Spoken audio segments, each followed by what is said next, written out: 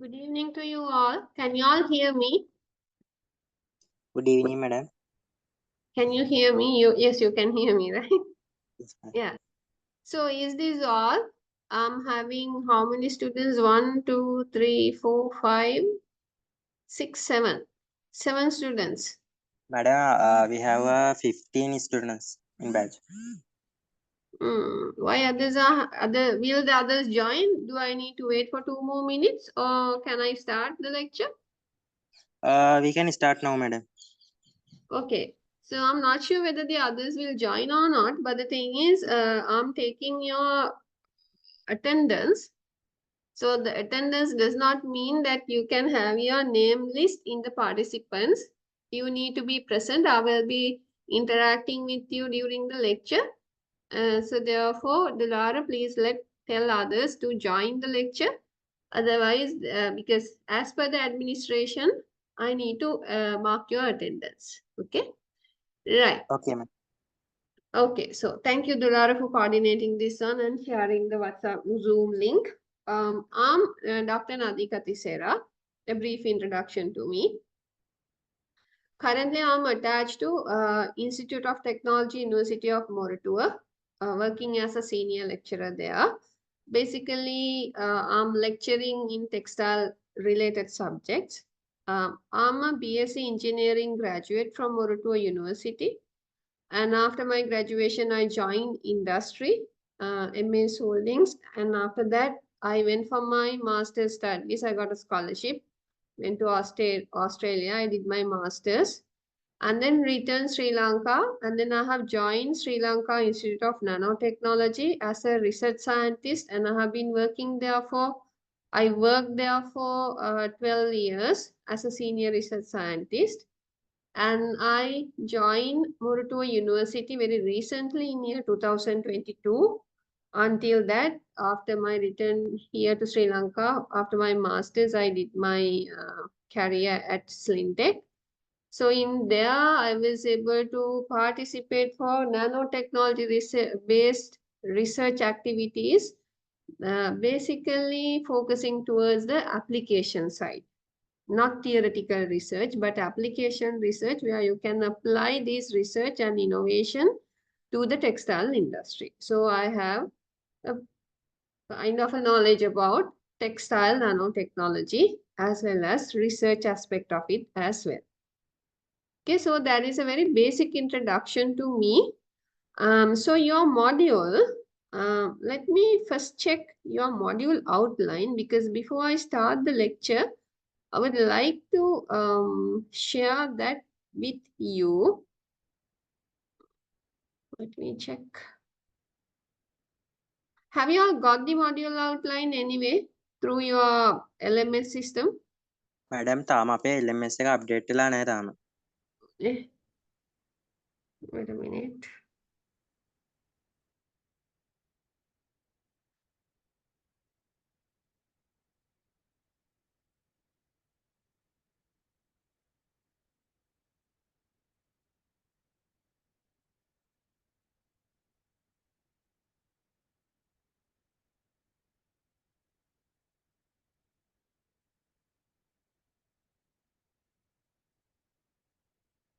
Okay, by the way, I cannot find the module outline because this was shared with me sometimes back.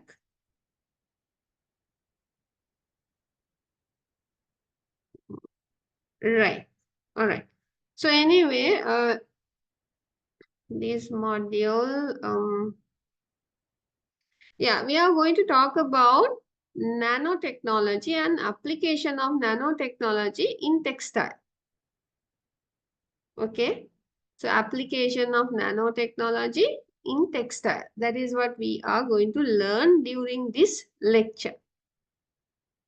So before I start my lecture, I just need to know a basic introduction to your background. Are you all from, have you all joined this degree just after your A-levels, everyone? Yes, ma'am. Okay. So all of y'all are majoring in which field? Textile?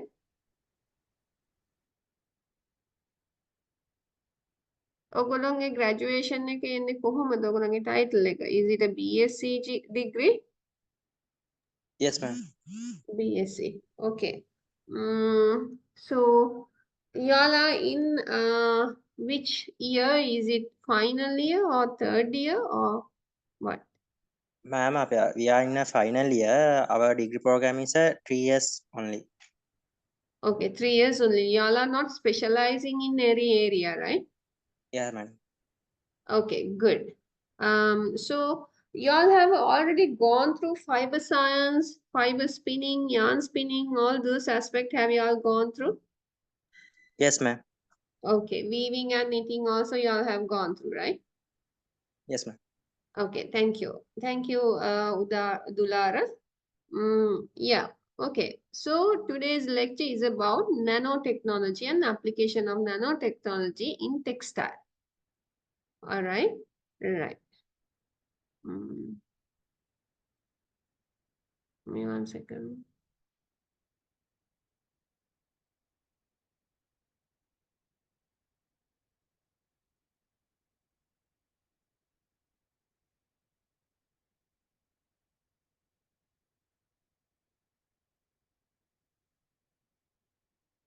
Okay, so let me share the module outline with you first. So then you just have a very brief idea about what we are going to talk during this lecture series. And also my strategies, since this is an online lecture, I know all of you will fall asleep during the lecture. And I know by experience, normally what you all do, you switch on your Zoom link and then you are not physically present, or sometimes maybe you all are sleeping. So I need your participation. I will check from time. Not actually it's checking. For me also not to be bored, I need your participation. So I will be asking questions from you. Okay, so please participate for the lecture. You all can raise any question during the lecture time. Please raise your hand and please disturb me. And if you do have any clarification needed other than my lecture, I will do it without any problem. Okay, I hope you all can see my screen. Yes, ma'am. Right. So the module code is TTC212. Module title, Nanotechnology for Textile and Clothing. So this is a 30-hour lecture series and there will be 8-hour assignment and a mini project. And this is a two credit point subject.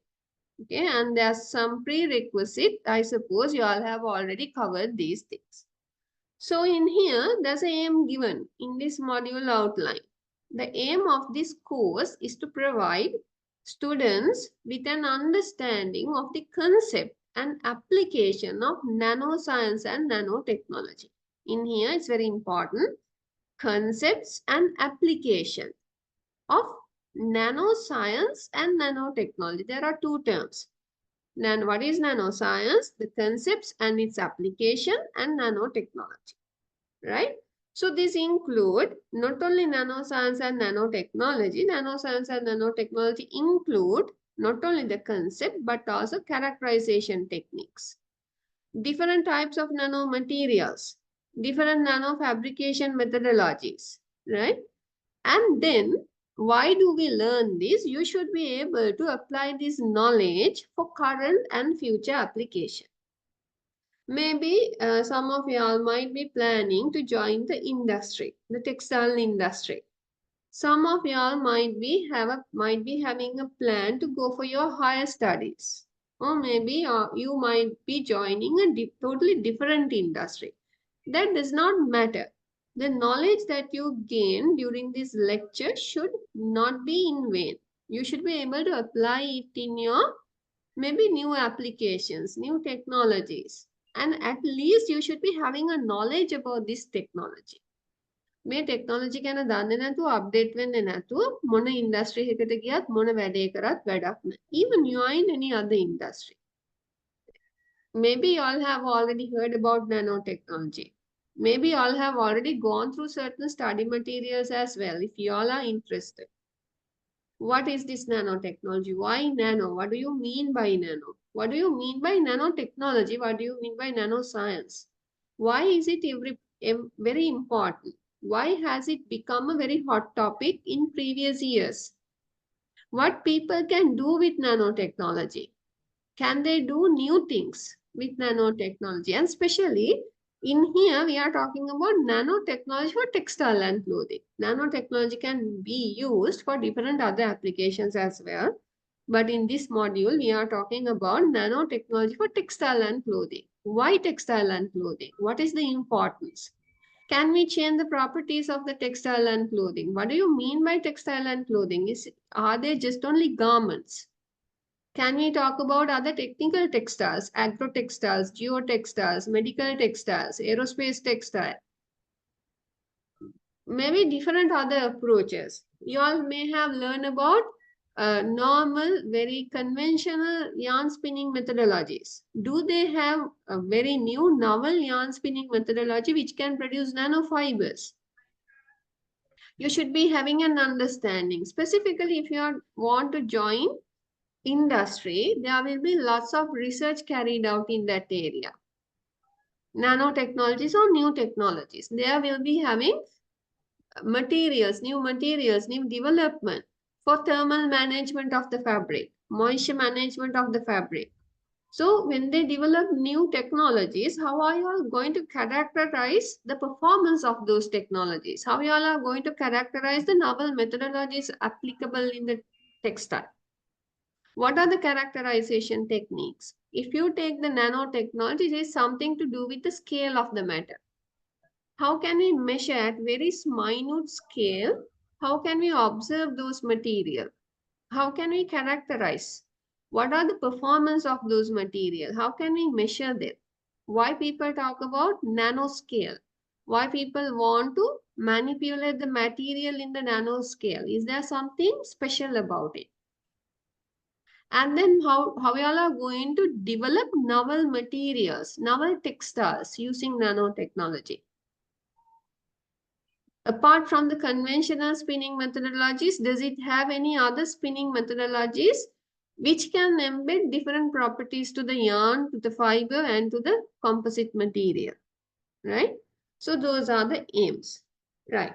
So the module outline normally gives learning outcome. Learning outcomes mean when you finish this module, you should be able to have these learning outcomes. So you should be able to describe the history, fundamental principles involved, and development of nanotechnology and its application in textile.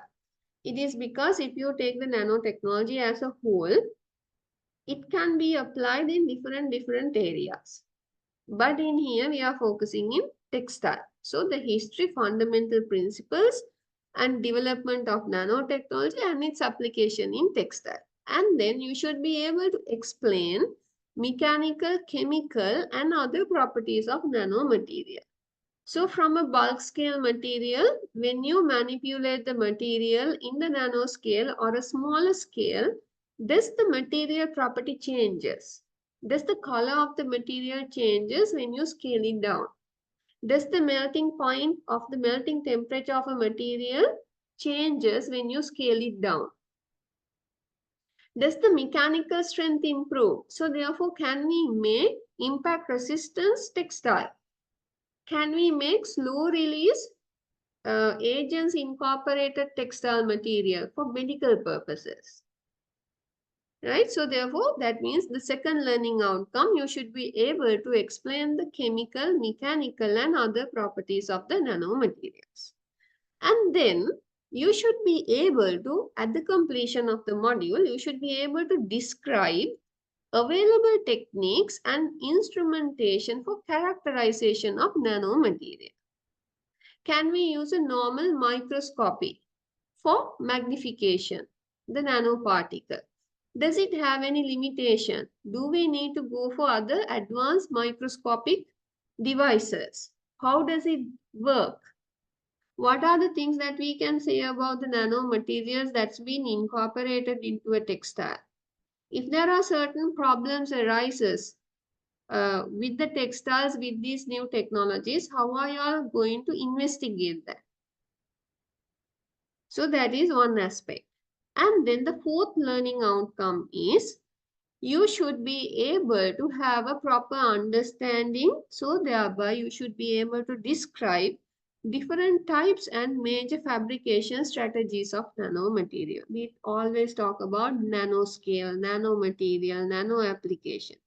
So how can we make nanomaterial? How can we make a modification on a textile material with nanoscale? So that part you should be able to describe. And then the fifth learning outcome, does it have any constraint, such as ethical constraints, social and environmental constraint involved with this new technology? Because this is a novel technology. With the scale, does it impose any risk to the human being? Does it impose any risk to the other environmental factors, ecosystems, biological system? Does it impact? Does any industry allow any application of nanotechnology? Do they have any restriction for specific material? When you have incorporated nanomaterials into the textile, does it incorporated with any health and risk to the final end user? It is because it is very important. It is because we are talking about nanotechnology and its application in textile. If you specifically take the garments, they are very near to your body. It's like your second skin. So that means any health and risk associated with these new technologies applied in the textile material will have a direct adverse influences on your health factor as well, right? So finally, the sixth learned outcome, what is you should be able to describe about nanobiotechnology and biomimicry. What do you mean by biomimicking? Why do people need to mimic the biological phenomena? Why gecko can climb walls without falling down? Have people used that technology which is used in the gecko food for their advancement? In desert, how certain beetles survive? In desert, there's scarcity of water, but beetles survive. Certain creatures survive in these very harsh desert conditions. How do they do that? How can they collect water from the dew? So can people use a similar technology in their day-to-day application, and can they harvest water in desert so then they can do certain agricultural application? Have you all seen in Dubai, Abu Dhabi, and so those desert countries? Now they are coming up with forestation. They have lots of farms, fruits, vegetables, gardens. How are they able to do that? Can they harvest the water from the dew without any irrigation? So therefore, biomimicry is one of the important things. Lotus leaf. Why the lotus leaf is the cleanest surface? Why does dust repel? Why does water repel? So therefore, can we make a similar fabric like a lotus leaf? So then it can repel stains. If it repels stain, it will be good. It is because it will save washing, save the resources and the time that you use for your washing. So it will be a self-cleaning garment. What do you mean by active self-cleaning and passive self-cleaning? Will there be any material which can harness the energy from the sunlight, and then can they do clean themselves without having a lotus effect? Can another textile garment be type of a lotus leaf? So it is comfortable to wear like a cotton garment, but its performance for the water would be something like to a raincoat. Okay. So likewise, those are the learning outcome, right? So therefore, we have divided our syllabus into 8 sections. Under these sections, introduction to nanotechnology, which will be for 4 hours. So history of nanotechnology, different approaches for the nanomaterial manipulation. What are the physical laws active in the nano range and the micro range? Are they different? What are the basics of the electronic structure of atoms, molecules, and nanoparticle? And what are the forces acting between them? So this is under the introduction to nanotechnology section. And then the second half would go for electrospinning. It is a novel spinning methodology for nanofiber production. And this will be for 2 hours. And then I'm going to dedicate 6 hours of this module for properties of nanomaterial and size effect of nanomaterial. How does the size affect the properties of the nanomaterial? Its stress strain behavior, tensile strength, and its corrosion resistant property, thermal electrical conductivity property. What do you mean by piezoelectric and ferroelectric? Right? Their behaviors and how can we use these behaviors in textile application, right? And the fourth section, under the fourth section, which will be for 4 hours, I will give you a very brief introduction to characterization and instrumentation of nanomaterial. That is, what are the key sets of instruments that we have to have in order to characterize the new technologies that we have developed. Specifically, the applications of nanotechnology in textile, how are we going to characterize them?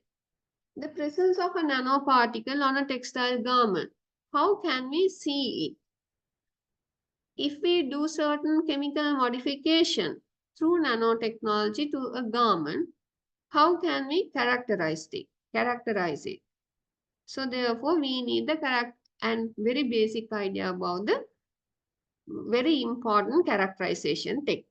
And then another 4-hour times will be dedicated for nanobiotechnology and biomimicry.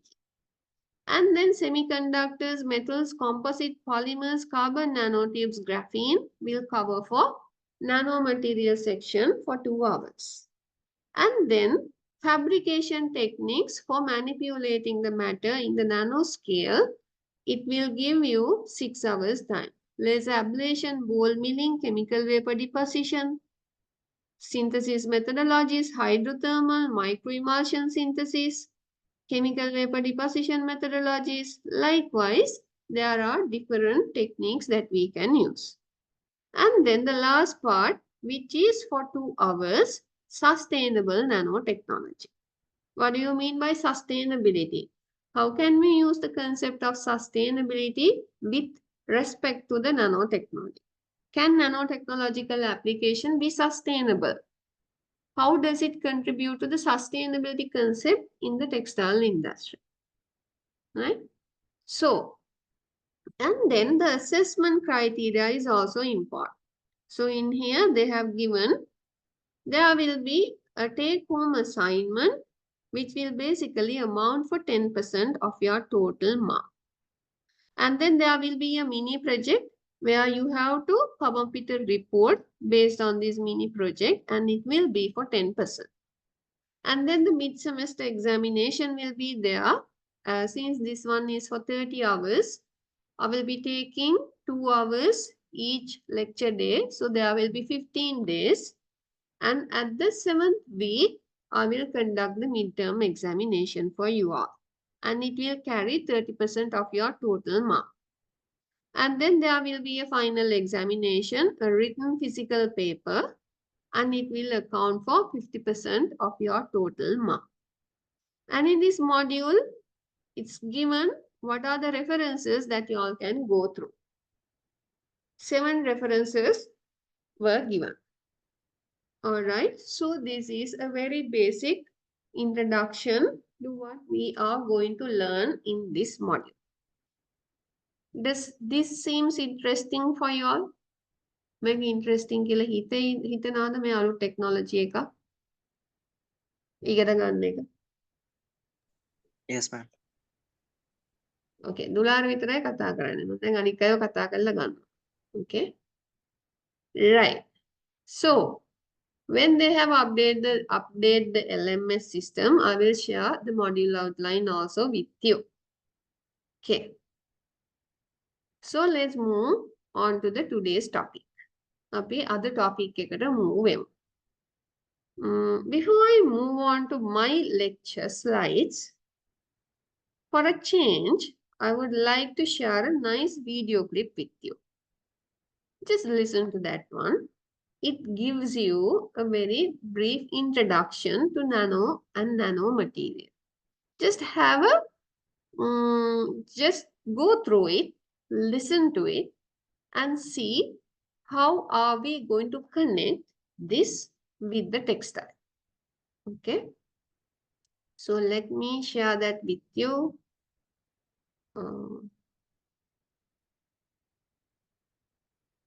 Right. So this video, the topic is the mighty power of nanomaterial. Mighty power of nanomaterial. The size is small. Although the size is small, but the things, the impact it can do to its application is very high. So that is why we call it as a mighty power. And you will learn why is that. I will give you scientific reason. There are different three major reasons why people want to manipulate the matter in the nanoscale. Okay, so first tell me, have you all ever heard about nanotechnology before? nanotechnology ගැන මීට කලින් කවුරු හරි අහලා තියෙනවද? අහලා තියෙන්න ඕනේ ඕගොල්ලෝ.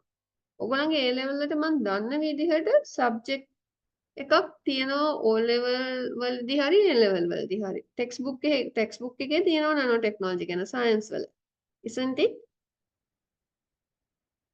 Pravisha? Pravisha?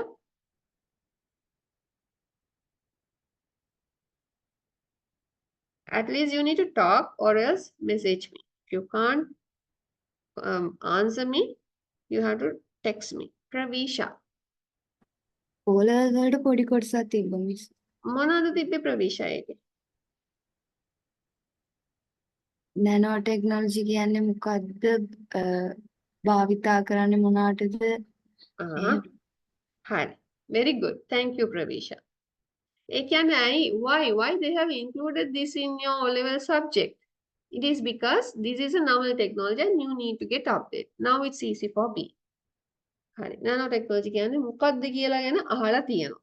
Right? So therefore, let's build up on that one. Base එකේ ඉඳලා build කරගෙන යන්න. මොකද නැත්තම් මෙතන මට දැන් දන්නවා කවුරුත් නැහැ nanoscale එක ගැන අහපු නැති. මොකද මම ඔය lecture ඕගොල්ලෝගේ O level පොතේ තියෙන එක ගැන මම දන්නවා මම ඒක go through කරලා තියෙනවා. ඒකෙන් අපි school students වලට lectures කරලා තියෙනවා. So therefore, I know the level of the knowledge that you need to have. All right. So let me, without further discussion, let me share this video clip with you. Now, when I'm sharing a video clip, I'm always picking and choosing one of the very best videos for you. And I will be sharing that with you. And that does not mean I'm going to always do the additional reading for you. You all are third year students. So therefore, you should be able to, since you all are in a university, I will give you the framework. It is because if you talk about nanotechnology, it's a huge subject area. Since I do have only 30 hours, what I can do is I can give you a guideline. මම ඔයගලන්ට පෙන්නනවා. හරි මේම sections තියෙනවා. ඒවා වල මම introduction එකක් දෙනවා. normally ඒක තමයි lectures එකදී වෙන්නේ. And as university student, you need to build on that. ඒකෙන් knowledge එක grab කරගන්න එක ඔයගොල්ලෝගේ වැඩක්. So therefore, I'm not going to always share videos with you. I will pick and choose some important videos and I will be sharing them with you. Okay.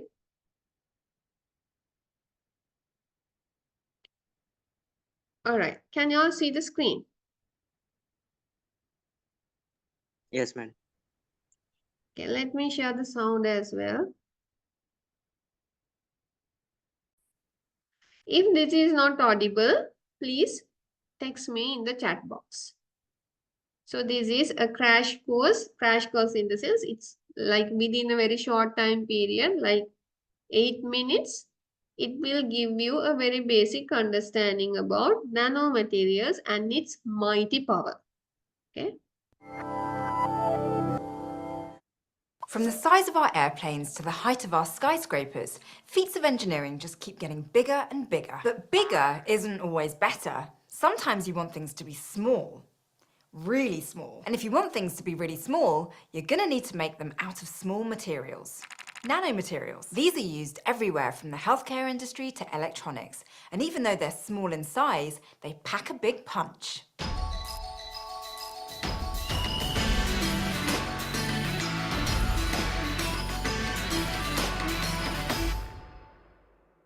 It's easy to think of big problems, ones that you can see, but many of today's most important problems are actually microscopic. Think of things like cancer or autoimmune diseases. These are issues at the cellular level, far too small to solve with any conventional tools. And even if we find a solution to the root problem, the body's own defense mechanisms will often see a potential cure as a threat and attack it. A good example of this is type 1 diabetes, a chronic condition that requires treatment with insulin. To permanently fix the problem, doctors might want to implant cells to produce that insulin without needing daily injections. But if you stick those cells right into the human body, the patient's own antibodies will probably attack and kill them before they can help. So for this potential treatment to work, you need to find a way to protect them. To solve this problem and others like it, you're going to need to build really small things. And for that, you'll need nanomaterials. For something to be officially a nanomaterial, at least one of its dimensions must be smaller than 100 nanometers. To put that in perspective, a nanometer is 1/1,000,000th of a millimeter, or about 100,000 times smaller than the diameter of a human hair. So pretty tiny. In fact, most nanoscale materials are too small to be seen even with the help of conventional microscopes, like the ones you might find at your high school or college. If you want to take a look at nanomaterials, you'll have to use a better microscope, like an electron microscope, some of which can magnify samples by up to 1,000,000 times. Even then, to actually work on the nanoscale, you need something like the scanning tunneling microscope, which not only allows you to see individual atoms and molecules, but also lets you move them around. But don't let the small size of nanomaterials fool you. Compared to their larger scale counterparts, they often have better properties like increased strength, chemical reactivity, and conductivity. These traits can let you solve new kinds of problems, like protecting those implanted insulin-producing cells I mentioned earlier. The device you'll need to protect those cells will have to have holes large enough to let the insulin flow out, but small enough to keep the body's attack cells from getting in. That kind of precision engineering is a perfect application of nanotechnology. While nanomaterials are certainly small, they actually have a comparatively large surface area. That may sound a bit counterintuitive, but if you break something down into smaller chunks, the overall surface area increases. You can see what I mean if you take a block and slice it down the middle. You didn't change the overall mass or amount of material, but now you have two new sides that add more surface area. The more surface area there is, the more direct contact a material can have with its surroundings, and that contact matters. For example, break a material into nanometer-sized particles, and the increased surface area will lead to a faster rate of any surface-level reactions. This makes nanomaterials great catalysts, or substances that increase the rate of a chemical reaction, and it's why they're used in a wide range of important industrial chemical reactions. Nanomaterials are often more attractive to water and oil molecules, making them more absorbent than larger materials. That's why they're used in water treatment plants to remove pollutants and at sea to clean up oil spills. We've also found that solid nanoparticles can even act like liquids, not just as some sort of bulk movement like you might see when a pile of sand acts like a fluid, but in the motion of individual particles themselves. On their outermost layers, only about an atom or two thick, these nanoparticles appear to move about like a liquid. Even though their insides are solid, their outsides can change shape and wobble about like a drop of water. If you want to form solid, stable shapes out of nanoparticles, these movements could potentially cause your designs to fail, like losing an electrical connection in a circuit. The nanoscale will even change other properties of a material, like its melting point and fluorescence, or the visible light that it emits. Basically, it's colour. A great example of this is gold. Instead of the colour we're used to seeing in a treasure chest, nanoscale gold can appear red or purple. This unique visual property might one day lead to better imaging and detection of things like tumours. In these ways, it's possible to literally fine-tune some of the properties that you're interested in just by changing the size of a material. By taking advantage of these characteristics and making your own nanomaterials, you'll create what we call engineered nanomaterials, ones that are designed and produced to help solve problems. There are also naturally occurring nanomaterials, like volcanic ash or soot from a fire, as well as ones that are produced as byproducts of other processes, like combustion. These are often termed ultrafine particles and aren't really what you'll be worried about as an engineer. However, you might have to factor in the effects of any ultrafine particles that you accidentally make. But it's the engineered materials that you'll work with that show great potential for medicine, electronics, and other fields. The nanotechnology you can make with nanomaterials can be used to design medicine that will target specific cells or parts of the body. Think of the potential in not only helping your own cells or keeping implanted ones safe, but in fighting off things like cancer or harmful bacteria. And the small size of nanomaterials makes them perfect for electronics. If you've ever looked at a circuit board, taken apart your smartphone and put together your own computer, you can see just how small some of their components can be. In fact, the semiconductors in computers are often on the nanoscale, and soon some may have parts only a nanometer long. With electronics only getting smaller and smaller, we're likely to see nanomaterials playing bigger and bigger roles in our tech-based future. And hand in hand with modern electronics are batteries. The strength and conductive properties of nanomaterials make them perfect for energy storage and creating high-capacity batteries. You know, so your phone actually lasts through the day? Nanomaterials can even be added to other materials, like cement or cloth, to make them stronger and lighter. Thousands of common products contain engineered nanomaterials, while many others are manufactured using tools built from them. Think of sunscreens, cosmetics, tyres, and many sporting goods. One of the most prominent areas of nanomaterial research is carbon nanotubes. Efforts are being made to use this tube-shaped material for cleaning up oil spills, making better capacitors for circuits, and even creating artificial muscles. But while nanomaterials seem great, there's one pretty big problem. We don't have a complete sense of the potential effects they might have on the human body or the environment. That means we don't know all of the safety risks and what the proper protocols should be when dealing with them. And there have already been problems with nano-sized particles. It's easy to ingest or breathe in such small things by accident and without even noticing. For example, we've seen that some kinds of carbon nanomaterials can cause inflammation in the lungs in ways that are similar to asbestos. If you're using nanomaterials to treat a disease, the last thing you want is to create new unexpected problems. Fear of the unknown isn't a good reason to stop moving forward, but more research is always better. The nanotechnology that could keep implanted cells safe inside your body to treat diabetes is still pretty new and in the development stage, but what it could do for patients would be life-changing. Similar designs could be applied to other diseases, giving us effective cures to many of the problems that millions face every day. From healthcare to carbon nanotubes to making better batteries, the possibilities of what we can do with nanomaterials seem endless. Today we learned about nanomaterials, how small they are and some of the things they can do. We learned about the special properties of nanomaterials and how some of them can change at different sizes. Then we found the difference between engineered nanomaterials and ones that occur naturally.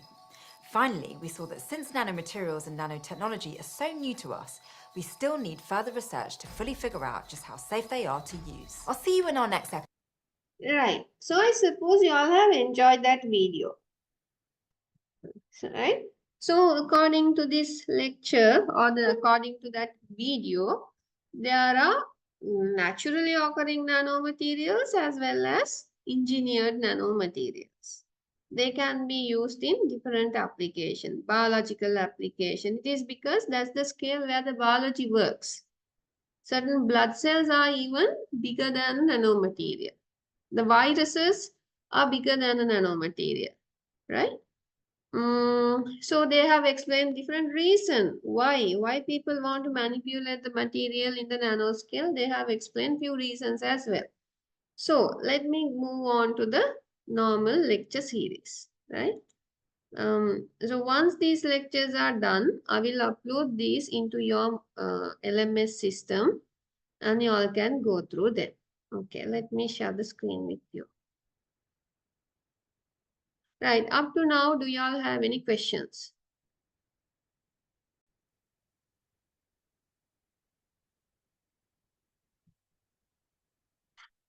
Gihan Missaka, you have a question, right?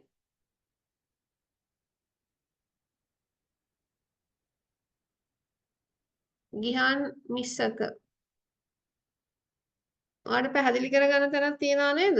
Are you there? No, ma'am. No, sure. Everything clear? Okay, so therefore, Gihan, tell me what is nanoscale? We know the scale a meter, we know the scale a millimeter. Can you tell me what is the scale, a nanometer? Gihan.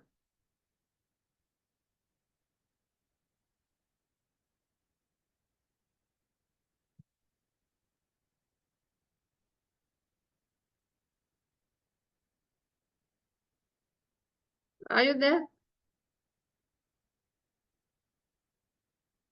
Who can answer that question? Nanoscale එක කියන්නේ මොකක්ද? මීටරය දන්නවා, මීටරෙන් සෙන්ටිමීටරය දන්නවා, සෙන්ටිමීටරෙන් මිලිමීටරය දන්නවා, මිලිමීටරෙන් මයික්‍රෝමීටරය දන්නවා. ඒ කියන්නේ අපි දන්නවා මිලිමීටරයට මයික්‍රෝමීටර් කීයයිද? සෙන්ටිමීටර එකකට මිලිමීටර් කීයයිද? මීටරයකට සෙන්ටිමීටර් කීයයිද? එහෙනම් මට කියන්න බලන්න මීටරෙන් කීයෙන් පංගුවක්ද නැනෝමීටර් එකක් කියලා කියන්න. ඔයගොල්ලෝ අහලා තියෙනවද nanotechnology ගැන පොඩ්ඩක් හරි? හසින් CM පංක මීටරෙන් නැනෝමීටරේ CM මම මීටරෙන් 100න් පංගුව සෙන්ටිමීටරේනේ. සෙන්ටිමීටර් 100ක් මීටර එකයි. සෙන්ටිමීටර් ඔව් කියන්න. බිලියන් එක. 1 million 10 to the power minus 9th of a Billion. meter. හරි මිලියනයක්. මීටරයෙන් මිලියනෙන් පංගුවක් තමයි නැනෝමීටර් එකක් කියලා කියන්නේ. මම ඒක මේ විදිහට if I try to visualize it like this. You take one strand of your hair. Okay, and then you divide it 1000 times along its longer or length axis. කෙස් ගහක් අරගෙන ඒ කෙස් ගහ කොටස් 1000කට බෙදනවා දිග අතට. ඒ කොටස් 1000න් එක කොටසක් වෙන්නේ nanometre 100. Can you imagine how small it is? Do you think you can observe it with your naked eye? Even a hair strand observation with the naked eye is not easy. We cannot see all the details. Our hair has a very beautiful structure, a scale structure. ඔයගලන්ට මතක ඇතිනේ wool fibers ගැන ඉගෙන ගන්නකොට microscopic view එක යගේ කොහොමද කියලා magnification එක. යට තියෙන ලස්සන scale structure එකක් which will leads to felting. So that is why when you have a bath, when you put water to your hair, it tend to cling together.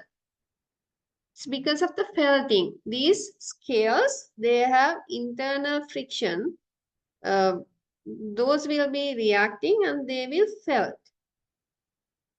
So that is why they have introduced these shampoos and everything to tell that you will not get your hair frizz or it will not glue together. හැමදාම මොකක්ද අර කියන්නේ shiny තියලා හැමතිස්සෙම අර එකට ඇලෙන්නේ නැතුව තියාගන්න. So what do?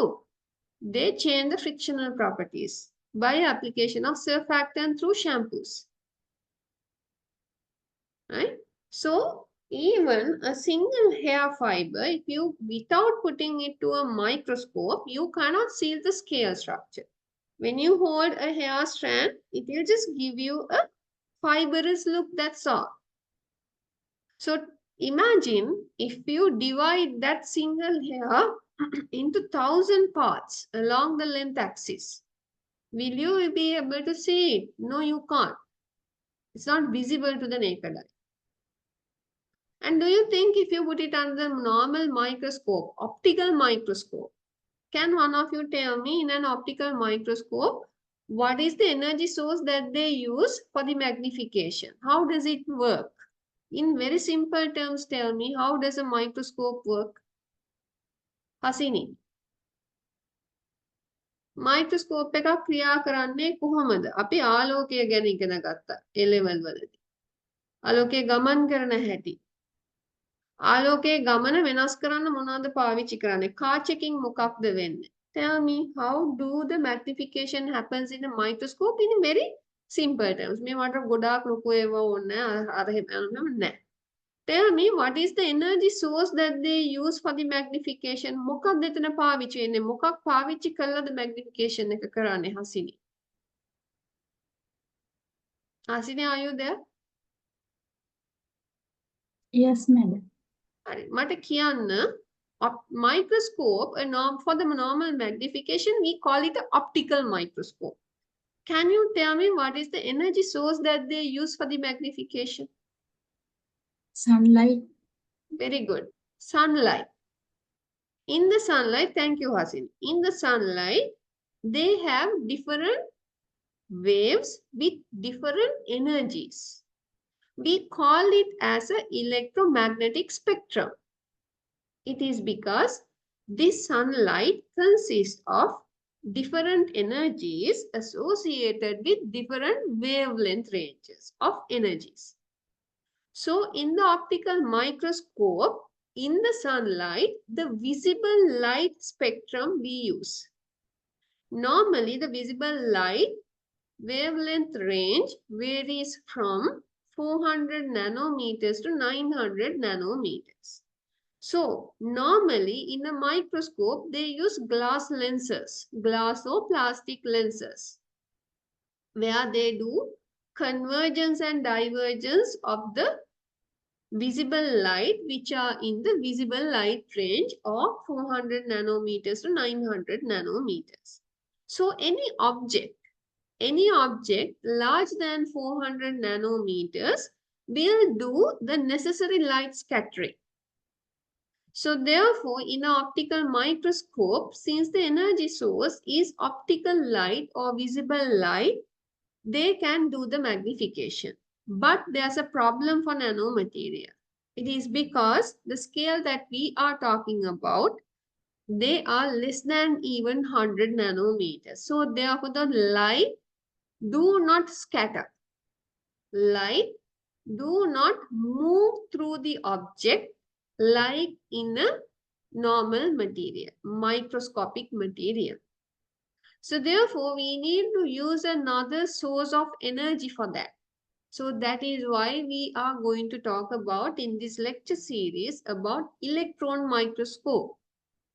How does an electron beam do the magnification? Do they use normal glass lenses? Because the glass lenses, depending on the refractive index of the glass as well as the air, with relative refractive index of the air and the glass, it can bend the light. So therefore, it can propagate the optical wavelength in a different direction and they can do the magnification. But if you use an electron beam, it does not interact with the glass like that. So therefore, how do they do the magnification? What is the steps involved in that one? Apart from the electron microscope, do we have any other special microscopic devices for us to magnify nanoparticles? Okay, so a very brief introduction. All right, so let's go through this lecture now.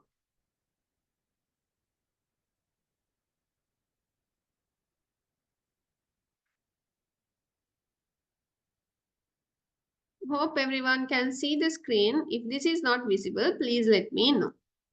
What nanotechnology is? Can you remember in the module outline? I've told you there's a nanoscience and a nanotechnology. Science means understanding the basic, how it works, the working principles, how the materials behave, chemical properties, chemical interaction, how does the atoms behave, learning about that in the nanoscale. That's what we call as nanosciences. And nanotechnology is you use that sciences, you use that understanding, and then you make material in the nanoscale, or you manipulate the material in the nanoscale, and then you use that material in applications. Maybe a slow-release drug for cancer treatment. Or maybe an antibacterial coating on a textile. So you use the nanosciences, you manipulate the material in the nanoscale, and you have incorporated into a textile, and you use that technology for an application for bacteria killing. So if I explain nanotechnology, the definition is nanotechnology is the process of, nanotechnology is a process. So this process involves processing material in the nanoscale and using them for everyday use. That is what we define nanotechnology. That is how we define nanotechnology. Nanotechnology is actually a process of processing materials to the nanoscale and using them for everyday use, right? So in here I have given you an image. If you process your material in the nanoscale, it can be used in different areas. Medical area, drugs, food, electronic application, or any other. All right. So to your right hand side, there's an image. Can you see that? What image එකක් පේනවා නැති නේද? පේනවා Right? madam. Yeah. In here, can you all see there are very tiny fibrous material, and on top of it there's a big chunk of a part of a fiber. And this is the scale. From this point to this point, it's 10 micrometers. So if you put this scale, and if you have a look at these tiny fibers, those sizes would be even less than 100 nanometers. It is because if you divide this into 100 times, it will be 100 nanometer. But if you take this big chunk, the diameter would be somewhere around 15 or 17 micrometer. So this is the hair strand. So the diameter of a hair strand is in the micrometer scale. But in the surrounding, these fibrous material, they are carbon nanotubes. So we are basically comparing the size of a human hair and a size of a carbon nanotube. So you all can imagine what the scale is.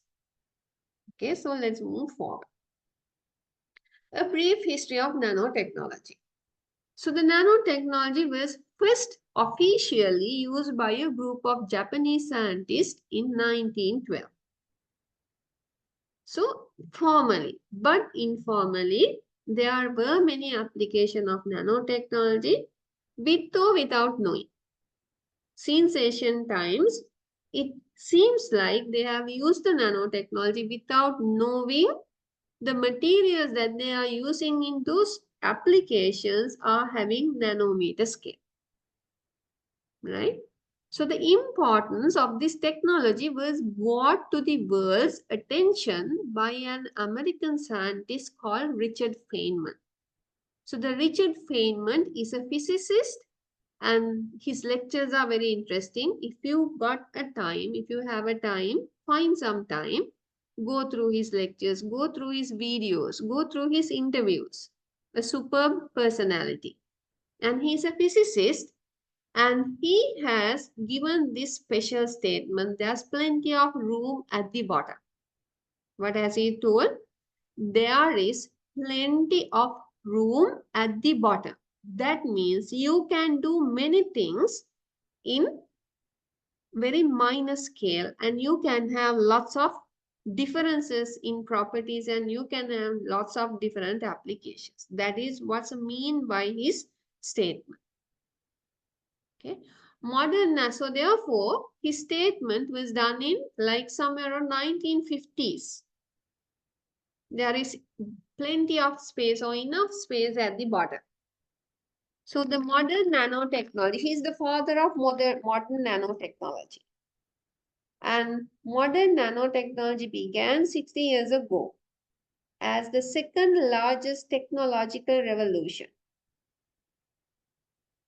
What is the technological revolution now? ඔගොල්ලෝ දැනට තියෙන technological revolution එක මොකක්ද කියලා බලන්න. මීට අවුරුදු කීපයකට කලින් පටන් ගත්තේ. අහලා තියනවද? කියන්න බලන්න කවුරු හරි අවබෝධයක් තියෙනවද? ඔයගොල්ලෝ යුනිවර්සිටි ස්ටුඩන්ට්ස් හැටියට මේවා ගැන අප්ඩේට්ස් තියෙනවා. නිසල් උදයංගන අලුත් ටෙක්නොලොජිකල් රෙවොලූෂන් එක මොකක්ද කියලා දන්නවා? Nisal උදයංගන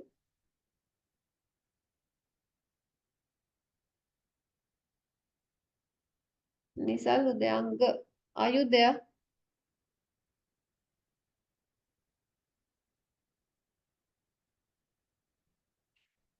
What is the latest technological revolution? What do we call? There were many technological revolutions. Steam engine හොයාගත්ත ඒවා තිබ්බා. ගින්දර හොයාගත්තා මුලින්ම. ඊට පස්සේ රෝදය හොයාගත්තා. Steam engine හොයාගත්තා.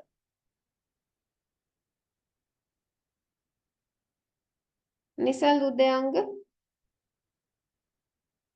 are you there? If your mic doesn't work, please text me.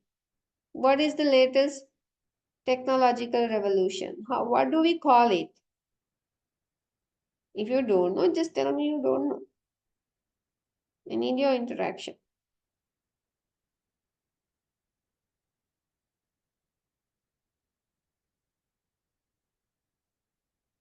Okay, I will.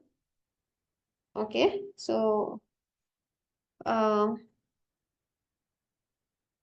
fourth industry revolution, yes, fourth industry revolution, or we call it as industry 4.0. It is something related with the information technology, integration, vertical integration, horizontal integration, artificial intelligence, data management, marketing. ඔගොල්ලෝ මේ මම දන්නේ video එකක් දැක්ක අපේ opposition leader list එකක් කියාගෙන යනවා ඒ ඔක්කොම අඩංගු වෙනවා දැන් තියෙන fourth industrial revolution එකේ. Right? Very good. Thank you. Nizal Udyanga, I will mark you as not attendant in the lecture. Right. Thank you.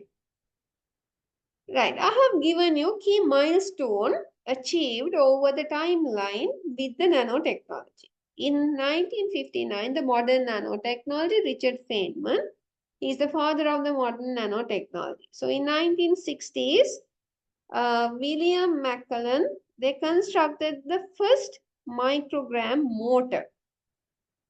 And a Japanese scientists, they coined the term nanotechnology in 1974, and they have invented the buckyball, a carbon allotrope, in 1985 from the Rice University.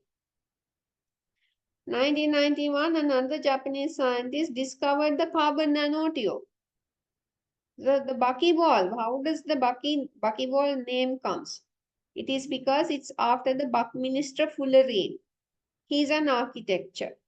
He is the one who designed this buckyball when he was given the scientific evidence. And then 1986, Eric Dexter, he made the concept popular with this book, Engines of Creation. And then likewise, the list goes on. You don't need to memorize these things, but have an idea who is the modern father of nanotechnology, what is his statement, and what is the importance of that? What do you mean by there's plenty of room at the bottom? Right? Okay. History of nanotechnology. So we talk about the modern nanotechnology and its beginning. Although modern nanotechnology began as a technological revolution in 1959, that is, it got popular in 1959, but there is evidence that nanotechnology was used by our ancestors long before that. We have used it. So these are the evidence. Colorful paintings using silver nanoparticles. Silver particles have been used by humans in the past as dyes because they showed different colors in the nanoparticle form. So the silver, what's the color of silver? Silver color, whitish silver color. But if you manipulate or if you disperse them in a solution in the nanoscale, they basically shows different color. Okay. So these are the colorful paintings using silver nanoparticle. And there's another application. Around 300 BC, there was a very sharp knife. It never get blunt. Why knife get blunt? It is because it will be subjected to wear and tear. When you keep on using it, it will get wear out. But this sword or this knife, they never get blunt. When they analyze it, they have observed, with or without knowing, they have used carbon nanotubes in this steel. We call this as Damascus steel. Carbon nanotube is a very hard material, so it can block impact forces. So therefore, the steel composite with the carbon nanotube, it has the ability to withstand harsh impact forces. So therefore, this sword will not get blunt. It is because it will not be subjected to very tedious wear and tear like in other steel. And then this licorice cup. මේ licorice cup එක ගොඩක් වෙලාවට පල්ලිවල පූජකතුමාලා මෙහෙම උඩට උස්සලා ඒගොල්ලෝ ඒකෙන් colour එක වෙනස් වෙනවා කියලා පෙන්නනවා. So it's something to do with the interaction of the nanomaterials embedded inside this licorice cup and how it's going to interact with the light. Okay, so the licorice cup made in Rome in the 4th century AD with a silver coating is unique is that its color change according to the direction in which the light traveled through it. So this can be explained by the light reflection that occurs when silver particles come in contact with the light. Okay, so this is another nanotechnological application that they have done in history. Okay, so what's the nanoscale? By now you know it is 10 to the power minus 9th or 1 millionth of a meter. The range visible to our naked eye is in 10 to the power minus 9th of a meter. That is a human hair strand. So the electron scanning microscope are required for particle observation, nanoparticle observation. So in here, this is just a magnified image of a human hair, tree and a butterfly wing. Right hand side butterfly wing and a human hair under the electron microscope. So in here I have given you a comparative scale analysis of the nanometer. If you take human, we are in the meter scale. If you take our hand, it is in the 10 or centimeter scale. If you take our hair, it's in the millimeter or micrometer, it's in the micrometer scale. So the scale from 10 centimeter to 1 millimeter, we call this as the mesoscale. If you take your red blood cell, so it's somewhere between 10 micrometer to 1 micrometer. If you take a bacteria cell, the size is somewhere around 1 micrometer to 100 nanometer. So the scale which is between 50 micrometer to 100 nanometer, we call it as the microscale. You have the mesoscale, you have the microscale. Mesoscale means the scale or the length ranging from 10 centimeter to 1 millimeter. Microscale means the length ranging from 50 micrometer to 100 nanometer. And if you take a HIV virus, a virus size would be somewhere in the 100 nanometer scale. And if you take the hemoglobin, our hemoglobin which carries oxygen through our blood cells, it's somewhere between 100 nanometers to 10 nanometer or in the nanometer scale. If you take a glucose molecule, the size would be somewhere around 1 nanometer. And we all know if you take a hydrogen atom, it's in the angstrom level. So the scale starting from 100 nanometers to 1 angstrom, we call it as the nanoscale. So you have in group wise, scale wise, mesoscale, microscale and nanoscale. So each scale you should be knowing what is your upper limit and what is your lower limit. Okay. Nanoparticle processing mode. In here, it's not nanoparticle fabrication. Yes, there are different nanoparticle fabrication methodologies and all those nanoparticle fabrication or nanoparticle processing methodologies can be categorized into basic two groups.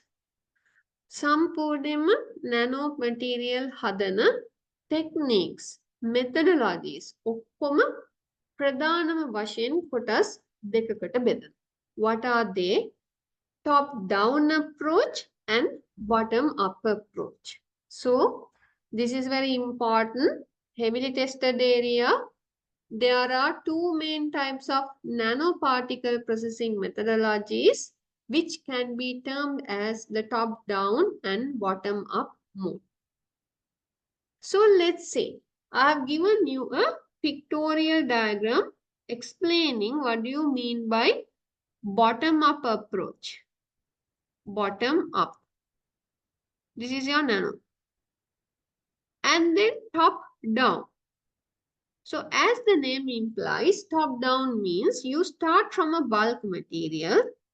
You use different methodologies. You grind them, you do any other electrochemical processing, and then you break it down into nano-sized elementary building block. We call this approach as the top-down approach. Starting from the top or starting from the bulk, you arrive at nano-sized elementary building blocks. So in the top-down process, a large material is broken down into smaller nanoscale particles, right? And then we do have the bottom-up approach. So in the bottom-up approach, that means we start from our basic elementary building blocks of material, which are the elements or atoms. You basically take the atoms, you react them, you make molecules. From the molecules, you arrive at unit cells. From the unit cells, you arrive at nanoparticles. So we call that approach as the bottom-up approach. So in the bottom-up approach, it involves addition of atoms and molecules to nanoparticles using nanoscale biotics and chemical energies, right? So both of these types of materials that can be processed to the nanoscale, they are called nanostructures.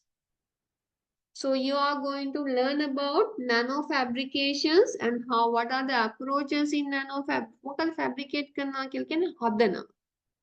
We nanostructures හදනවා, fabricate karna. So there are different nanomaterial fabrication methodologies. All those methodologies can be categorized basically into these two main categories as top-down approach and bottom-up approach.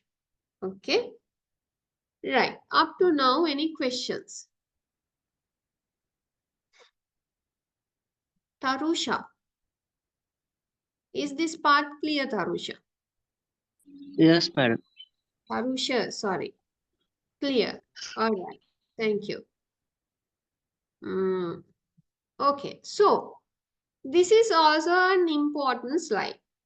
The importance of the nanoscale. Why? Why people talks heavily about nanotechnology? Why that physicist who won a Nobel Prize for his contribution to something else in physics, quantum theory development, he won a Nobel Prize for his approaches. Why? Why he told? Why he emphasized on the nanoscale?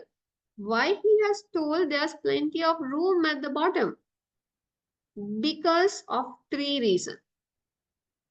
So these three are very important. If you ever ask why people want to manipulate matter in the nanoscale, it is due to these three reasons. First one, quantum properties of the material emerge at the nanoscale. In the microscale, quantum properties of the elementary building block of that material never emerge. But quantum properties, that is in the atomic level of elements, they do behave differently. Do you know in the atomic or elementary scale, even the material can transport between barriers. Normally, if you take a tennis ball, if you take a book, it can't go through the book. But you will see very elementary particles. Quantum particles means what? Atomic and subatomics, neutrons, positrons, electrons, or nanomaterial, even nanomaterials, nanotubes, nano quantum dots. So those materials shows quantum properties. So therefore, if you take a silver nanoparticle and a bulk silver nanoparticles shows its quantum properties, subatomic particle properties in the nanoscale. Right? So that is why in here, can you remember history? In here it's nano silver. Why silver shows different colors? Silver is whitish color. Why it shows different colors? It is because emergence of quantum properties in the nanoscale. And the second major reason why we need to manipulate matter in the nanoscale is its active area of the material increases. So there's a very simple example. If you want to burn a log, a wood log, if you directly put it in the fire, it will take some time to catch the fire and give you a flame. But if you chop it down into smaller chunks, and when you put it into the fire, it catch fires faster and it will produce a flame. Why? It is because its surface area has been increased. So therefore, there will be more reactivity with the oxygen in the air. So therefore, its burning properties are high. It can ignite fastly. So likewise, imagine we're talking about manipulating the matter in the nanoscale. If you compare meter scale and the nanometer scale, it's 10 to the power 9 meter approximately increment. So we will talk about this one. කොහොමද surface area එක මොන ගුණයකින් වැඩි වෙනවද nanoscale එකට යනවා. So increasing the surface active area of the material at the nanoscale, people can make an advantage of that. I will give you a very simple example. So normally in the agriculture industry, they use sulfur as an antifungal agent. Sulfur ඉහිනෝ ගස් වලට. මොකද ගස් වලට ගොඩක් වෙලාවට එනවා සත්තු හැදෙනවා. දිලීර හැදෙනවා.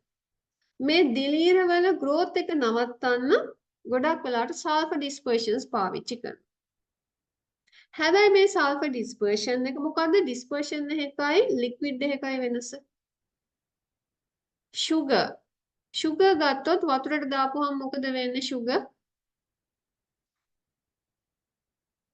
සීනි අරගෙන වතුරට දාපුවම මොකද වෙන්නේ? සීනි දිය වෙනවා.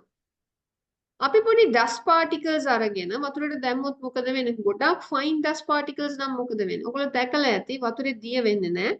වතුරට පොඩි haziness එකක් දෙනවා. ඒකට හේතුව තමයි මේ dust particles සිලිකානේ තියෙන ගොඩක් වෙලාවට. මෙයාට වතුරේ දිය වෙන්න බෑ. යා disperse වෙනවා, suspend වෙනවා වතුර. We call it a suspension.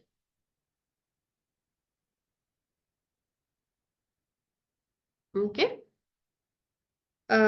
So these dispersions will have different properties. Okay, so increasing the surface active area. So now when they disperse the sulfur nanoparticles in the solution, and when you talk about a bulk scale suspension, most of the time bulk scale material, it does not suspend in the liquid, it deposits because of its weight. And when you do a foliar spray to the leaf of the plant, so the nanoparticle will deposit on the leaf and the surface active area of the nanoparticles are higher. So therefore, the antifungal efficacy will be increased in nanoparticle dispersion. So therefore, if you manipulate that sulfur dispersion in the nanoscale and if you use it in the agricultural approaches, you will get more efficiency in the antifungal property. So that means with having comparatively lesser amount of sulfur, you can have higher efficacy in the antifungal property. So that is one example of increasing the surface active area of the material at the nanoscale, so people can utilize that to increase the efficiencies of their products, increasing the efficiencies of their applications. Okay, and the third main important reason why people manipulate the matter in the nanoscale is that it is because that's the scale where the biology works. Can you remember type 1 diabetes? So when the insulin is there will be cells coming trying to killing it. ප්‍රතිදේහ නිෂ්පාදනය මේ ප්‍රතිදේහ ආරක්ෂා කර මේ ප්‍රතිදේහ වලින් සෛලය ආරක්ෂා කරගන්න ඒගොල්ලෝ nano particles හදන්නේ. ඇයි ඒ? සෛලයක් ගත්තාම සෛලයේ සයිස් එක නැනෝ ස්කේල් එකට වඩා වැඩි. එතකොට යාට පුළුවන් මේ නැනෝ පාටිකල්ස් හරහා මොකක් හරි ඉන්සියුලින් ස්‍රාවය වෙන එක සිද්ධ වෙන ගමන් සෛල වලට එතනින් එහාට එන්න නැති වෙන්න බ්ලොක් කරා. Or if you take the antibacterial application. So have you all seen? Now I have shown you that scale. Bacteria cell wall sizes are in the micrometer scale. If you have a nanoparticle, nanoparticles can penetrate through the cell wall of the bacteria.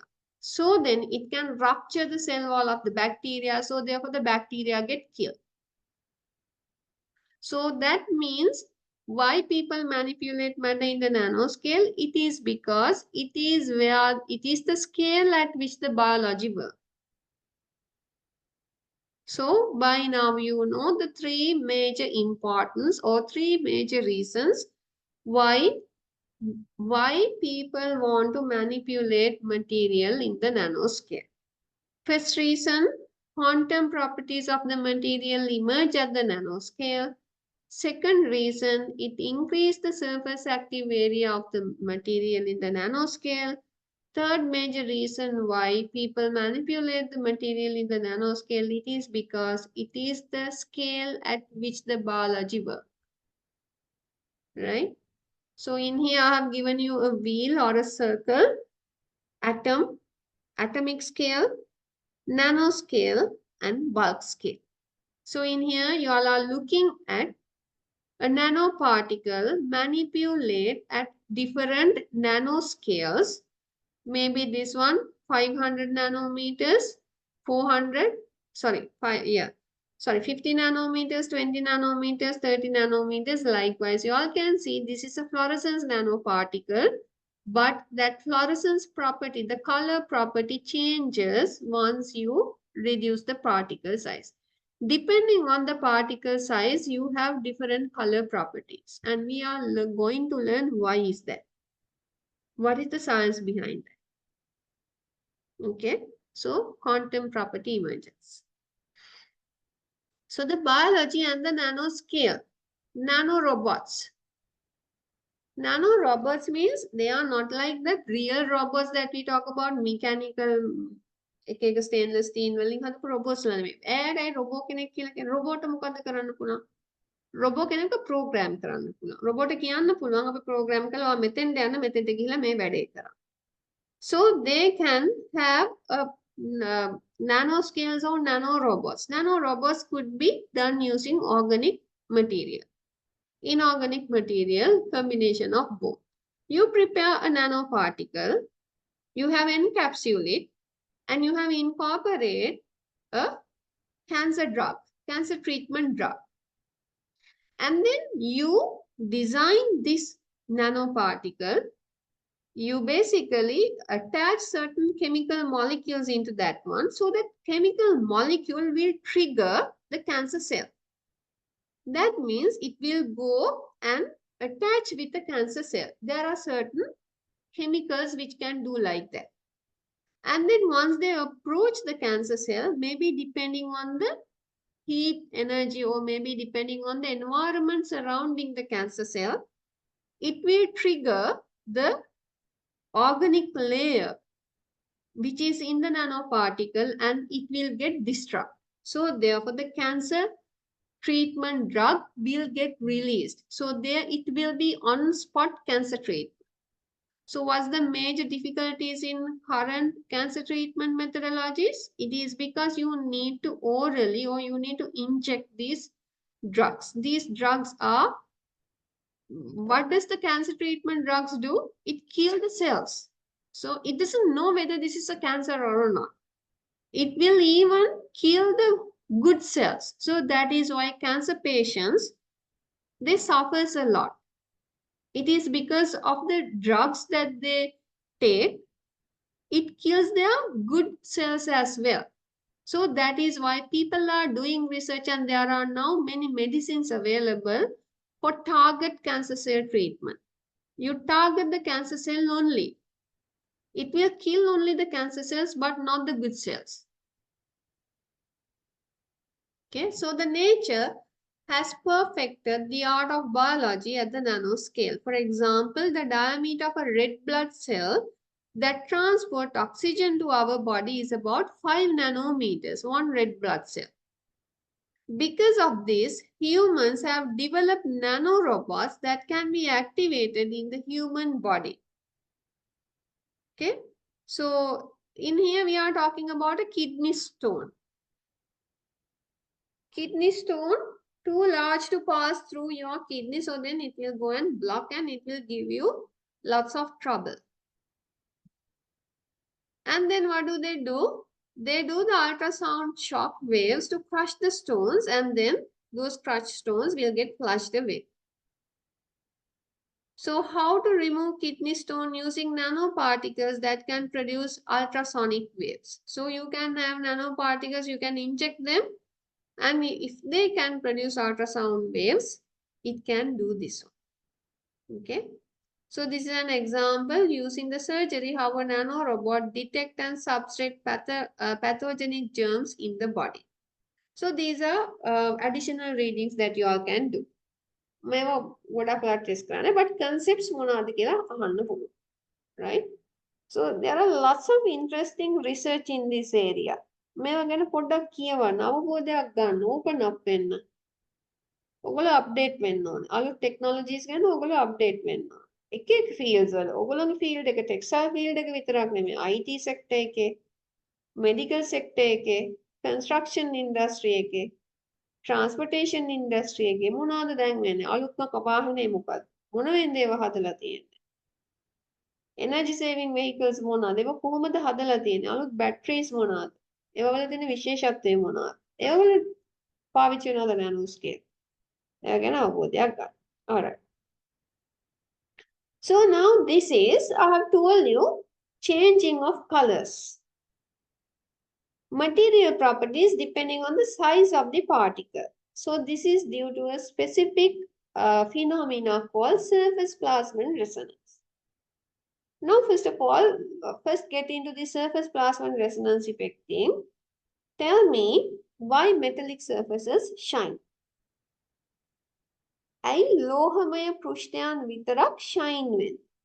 අනිත් shine වෙන පෘෂ්ඨයන් තියෙනවා but ලෝහමය පෘෂ්ඨයන් shine වෙනවා අනිවාර්යෙන් ඇයි ඒ? ඔයගොල්ලන්ට කවදාවත් හිතුණාද ඇයි ඒ කියලා? ලෝහමය පෘෂ්ඨයන්, metallic surfaces, why does it shine? කාට හරි දෙන්න පුළුවන් දාන්ස් එක. මොකද්ද ලෝහවල තියෙන විශේෂ ගුණාංගය මොකද්ද?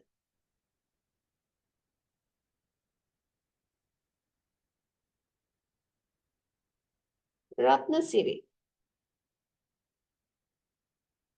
ඔගොල්ලෝ periodic table එකේ you all have learned about metals, iron, silver, gold.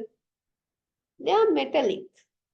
What's the speciality of the atoms of these metallic elements? Atom එකේ මොකක්ද තියෙන විශේෂත්වය? Ratnasiri. They conduct electricity, metals, right? Why do they conduct electricity? Why metals can conduct electricity? Ratnasiri, are you there?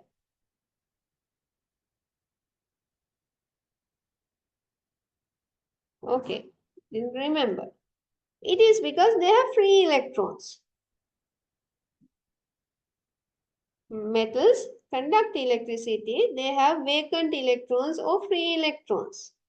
Normally in an atom, if you take the energy level, furthest away from the nucleus, you have the conduction energy band and the valency energy band.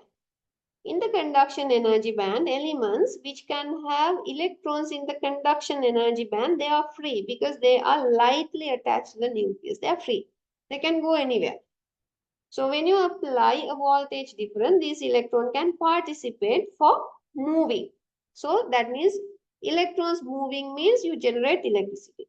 That's simple. So the metallic particles, the atoms, they do have electrons in the conduction band which are free. So this free electron, when it interacts with the visible light or photons, energy in the electromagnetic spectrum, what do? They vibrate. They start vibrating. Because of that vibration, they create a specific energy. So that is why metallic particle shines. Simple. So what is to do with the nanoparticle? When that material goes into the nanoscale, its surface area increases. We all know that. Single particles, their surface areas are high. So therefore, I'm not sure whether I've included that in this lecture series. The number of surface atoms in the particle. Particle එකක් හැදලා තියෙන atoms වලින්. Metal particle එකක් නම් metal particle එක හැදලා තියෙන metallic atoms වලින්. In a lattice structure. Atoms එකතු වෙලා unit cell එකක් හදනවා. Unit cells ගොඩක් එකතු වෙලා particle එකක් හදනවා. So therefore මේ particle එකේ surface area එක වැඩි. මේ surface එකේ තියෙන number of surface atoms කියලා જાතියක් තියෙනවා. කියන්නේ surface එකක් ගත්තාම මේකේ surface එකේ atoms තියෙනවා මැද්දෙත් atoms තියෙනවා. හැබැයි අපි nanoparticle එකක් ගත්තාම if you take a nanoparticle comparatively the ratio of the number of surface atoms. So that means the atoms on the surface as a ratio of the total number of atoms in the particle are comparatively high. That means there are many number of surface atoms. Many number of surface atoms mean it has many number of free electrons. So these free electrons act as a cloud. So these free electrons surrounding, imagine there's a particle and it's surrounded with the electron cloud. And the speciality of that electron cloud is that electron cloud can interact with the photons of the electromagnetic spectrum. Specifically in the visible light radiation. So when the visible light comes and interact with these free electrons, these electrons start resonating. Because any material can get resonate. But this resonation, the frequency of the resonation depend on the density of the electron cloud of the particle. So that means when you change the particle size, electron cloud density changes. It changes the frequency, resonating frequency. So when it's resonate, what do you mean? Resonate වෙනවා කියලා කියන්නේ දඟලන්න පටන් ගන්නවා. ඔයගොල්ලෝ දැකලා තියෙනවද කතරගම ගිහින් තියෙනවද? Have you all been to Kataragam? Anybody who has not gone to Kataragam? Yes, ma'am. ගිහින් තියෙනවද? දැකලා තියෙනවද ආවේශ වෙලා නටන කට්ටිය? අර පපරේ බෑන් දාලා නටන්නේ මන් දන්නේ ඒක මම scientifically I don't believe that. But okay, right. I will not give comments, but in there the scientific reason is why people try dancing. ඒ සමහර අය ඔයගොල්ලෝ සමහර දැකලා ඇති music එකක් දාගත්තාම ඉබේ නට වෙනවා. Why? We also have a natural frequency. අපිට තියෙන natural frequency එක. අපේ natural frequency එකට sound එක music එකේ තියෙන sound එකේ frequency එක එකට match වුණාම අපිව අනුනාද වෙනවා. අනුනාද වෙන සරසුලා ගැන මතකද ඉගෙන ගත්ත A level වලදී? ඔයගොල්ලෝ physics කළා නම් A level වලට physics නැතත් ඔයගොල්ලෝ අනුනාදය ගැන ඉගෙනගෙන ඇති. Resonation. So, likewise, when the frequency of that electron cloud matches the specific energy spectrum of the visible light, it starts resonating. So it creates, it absorbs energy from the visible light spectrum And when it's resonate, it creates another sets of energy. So when these energies lies within the visible light spectrum, if it absorb a specific energy level from the visible light spectrum, what does that mean? It will gives you a color. Normally, the visible light, someone need to mute yourself.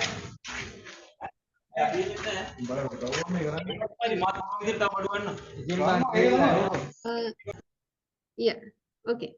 So, now our white light, visible light, it consists of 7 colors.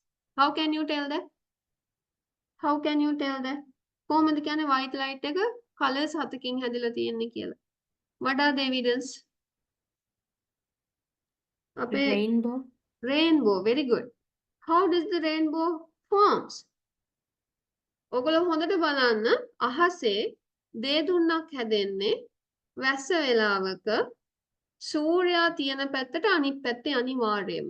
ඇයි වැස්සක් තියෙන කියන්නේ තදට වහින වෙලාවකත් මේ rainbow එකක් හැදෙන්නේ හැමතිස්සෙම අහසේ තෙතමනය තියෙන වලාකුළු තියෙනවා. කියන්නේ වැහි පොද හෝ වැස්සක් ළඟ එනකොට. Clouds, dark clouds, තද dark clouds නෙමෙයි වැහි ගතියක් තියෙනකොට. Why? The rain droplets act as a prism. So therefore, when the white light or the visible light of the sunlight passes through these raindrops, those raindrops act like a prism. So it divides the white light into its 7 color composition. So therefore, in here you all are looking at different color spectrum in this image. So that means in the white light, ඔයාට හිතන්නකො මේ colors 4 මොනවාද? Vivior, violet, indigo, blue, yellow, red, orange. Violet පැත්ත කියලා කියන්නේ blue පැත්ත. red පැත්තයි blue පැත්තයි තියෙන්නේ. හරිද? එතකොට ඇයි අපිට යම්කිසි surface එකක් කහ පාටට පේන්නේ? Why? So that means the surface absorb all the other colors except the yellowish part of the visible spectrum. It get reflected to our eye. ඇටි කුකුලව දැකලා තියෙනවද? ගෙවල් වල ඇටි කුකුළු ඉන්නවා ඇති නේද? වත්තට ගියාම සමහරකට ඇටි කුකුල්ලෝ ඉන්නවා. ඒගොල්ලෝ ගුළු බෙල්ල කන්න ඒගොල්ලෝ එනවා. ඇටි කුකුලගේ හැම මොන පාටයිද? රතු පාටයි. එහෙනම් ඇටි කුකුලා red color blind. ඇටි කුකුලාගේ ඇහැ රතු පාට යවන. එතකොට නිල් ඇස් තියන අය දැකලා ඇතිනේ. එහෙනම් ඒ කියන්නේ යාට නිල් පාට පේන්නේ. Simple. Okay, so I don't know about that. But in here it means what? Because of this surface plasmon resonance, because of the resonation of this electron cloud, it may absorb a certain wavelength in the visible light spectrum from that 7 light. ඒක mixture එකක් වෙන්නත් පුළුවන්. එයා absorb කරගෙන එයා resonate වෙනවා. So therefore it will gives you a different color. So that is the simple reason why metallic nanoparticles, when the particle size goes to the nano range, it will shows you a different colors. So how can we use this phenomena in textile? Now you would think, okay, yes, because now in this lecture, first of all, I will give you a basic introduction to the nanotechnology, its characterization, and then I will give you also, while doing the introduction to the nanotechnology, how can we use that one? Now, the surface plasmon resonance, now we are talking about the frequency now. If we can, now I'm going to tell you what are the applications that we can have. If we can detect that frequency using a detector, what is the absorption frequency, what is the emission frequency? And then it will tell you, okay, these surface plasmons, particles, if you attach it to a textile material, if there's a detector, මේ detector එකෙන් ටක් ගාලා කියනවා හරි. මෙන්න මේක තමයි normally මේ ඔයාගේ textile එකේ තියෙන particle එක absorb කරන frequency එක. එතකොට ඒක sensor එකක් වෙනවා. it becomes a sensor. So I'm telling you how we can use the surface plasmon resonance phenomena incorporated into a textile to be used as a sensor. Why do we need sensors? What does the sensors do? Sensors sensory activity එකක් කියන්නේ මොකක්ද? එයා මොකක් හරි trigger එකකට එයා change වෙලා එයා එක signal එකක් තව signal එකකට පරිවර්තනය කරනවා. එක phenomena එකක්, එක activity එකක් එයා signal එකක් create කරලා ඒ signal එක readable එකක් හැටියට අපිට දෙනවා. ඒක තමයි sensor එකකින් කරන්නේ. So therefore think about, you want to detect the health, or you want to detect something in your body. සමහරක් වෙලාවට, although we don't know, you know, in our sweat, there's a certain level of acetic acid. Acetic acid තියෙනවා. Acetic acid තියෙන මොනවලද? විනාකිරි වල. විනාකිරි ගඳ තියෙනවා නේද අපේ දාඩිය වල ටිකක්. It depends on the person. Do you all know diabetes can be detected through sweat? It is because in parts per million level, if there's a small drop in the acidic concentration in your sweat, it indicates the level of what? Diabetes in your body.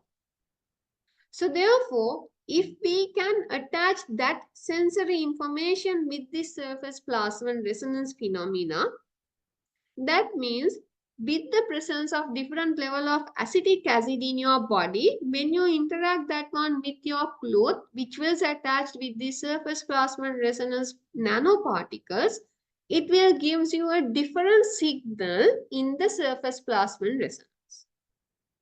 So it can be attached and converted into a readable signal, and your cloth can tell you the health level of your body. So that is one application. Another application, can you remember this one? Colorful paintings using silver nanoparticles. And why this is important? Because these are not organic material. These are inorganic material, particles. How do we develop colors? How does the dyes work? Dyes වල තියෙනවා chromophore කියලා එකක්. Dyes are normally organic molecules. It consists of carbon, hydrogen, nitrogen, oxygen. So what's the disadvantage of these particles? Molecules. These molecules can deteriorate. So that is why if you use organic molecules as your dyes, in the dyes there's a chromophore, or there are certain chemical bonds which can do different electron transitions. So the chromophore, what does it do? It absorbs a specific photons from your visible light, and then they will do certain electron transitions depending on the chemical bonds that they have in the chromophore.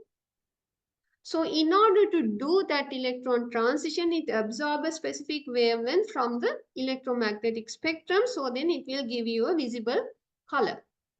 That's what a dye do. If it is not a pigment.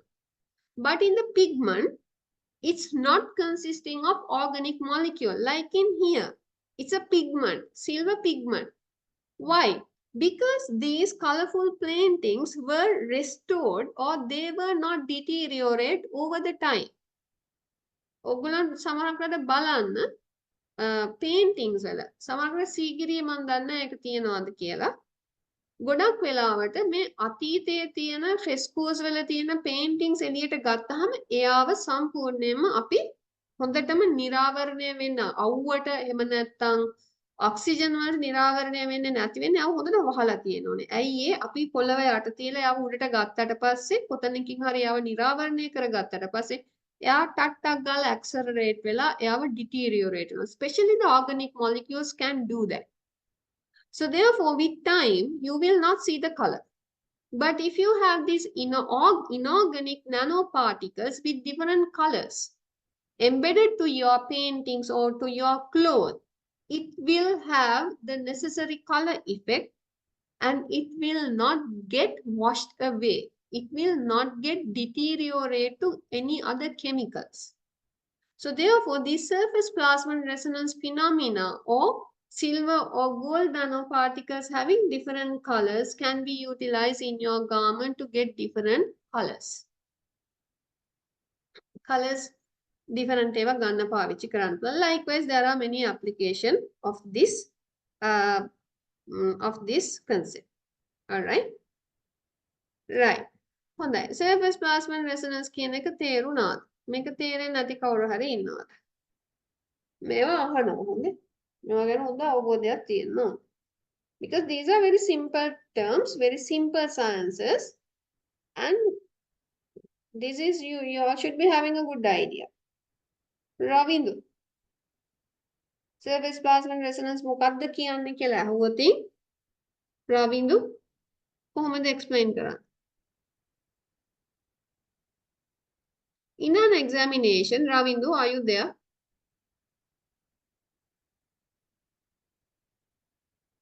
If your mic is not working, you can text me in the chat box.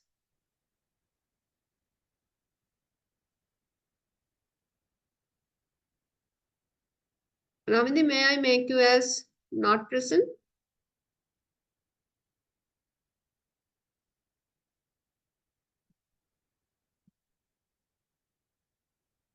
Okay, Upamali.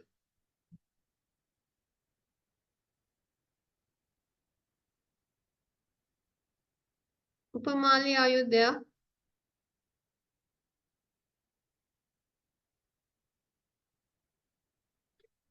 Okay, I will mark you also as not present. Right. So now in an examination, if I ask you why metallic nanoparticles changes colors in the nanoscale, please don't write in essay form. Essay form එකෙන් ලියන්න එපා, explain කරන්න එපා. You have to use diagrams. මෙන්න මේ විදිහේ diagram එකක් අඳින්න ඕන. Surface plasma කියන්නේ මොකක්ද? මොකක්ද මේ free මොකද metallic particle වල මේ electron cloud එක කියන්නේ මොකක්ද කියන එක ගැන ඔයගොල්ලෝ පෙන්නන්න ඕනේ. පෙන්නලා point form එකෙන් explain කරා. color නම් පෙන්නන්න බෑනේ. මේ විදිහේ පොඩි diagram එකකින් මෙයාම explain කරා. Right? So let's have a look at this definition and its how does it explain? Material properties depending on the size of the particle. Surface plasma resonance. Surface plasma resonance is the collective resonation of electron in a solid or in a liquid. This can happen even in a dispersion or on the solid surface. This resonance occurs because the energy of the electromagnetic waves falling on the electrons of the particle matches the natural resonance of the electrons of the particle. The energy of such resonant electrons appear as color to our naked eye. Okay, so I have given you a color spectrum. How does the color change? Its colors depend on the shape as well as the size. It's not only the size, but also the shape, because the shape also decides the free electron cloud density. Now, increasing the active surface area of a material at the nanoscale. So, this is my explanation. This is how I'm going to explain it. Big particle, if you take these corners in red color, if you keep on counting the number of red color area, you will see when the tiny particles, the red color appears more. This is how I can explain it, right? So an increase in the energy area increases the viability of the material. It can produce better active catalysis. Better active catalysis. Let's take an application. All right. So in the textile area, if I related it into the textile area, now let's have a look. This semiconductor nanoparticles. Titanium dioxide is a semiconductor nanoparticle. That means it has a valency band and it has a conduction band. In semiconductors, there are conductors, there are insulators, there are semiconductors. In the conductors, you have free electrons in the conduction band, so it can transport electrons upon a voltage difference, so it can conduct electricity. In the insulators, You have the conduction band and the valency band. The last electron, last energy of the electron of the atom, it is far, far away from the conduction band. So therefore, from the valency band, electrons cannot anyway get escape. So then there are insulators. They are attached to the nucleus with more force. In the semiconductors, there are electrons in the valency band, but they are not heavily attached to the nucleus. The band energy gap between the valency band and the conduction band is a little bit lesser. So if you apply that energy to the particle, to the atom, an electron can jump from the valency band to the conduction band. That is what we call as a semiconductor. So titanium dioxide is a semiconductor, and that valency and the conduction band energy gaps lies in the ultraviolet radiation of our spectrum. That is, if you irradiate these particles with the ultraviolet radiation, it can emit an electron from the valency band to the conduction band, and that electron is very specific. Specific in textile application. Right? It is because this electron is highly reactive.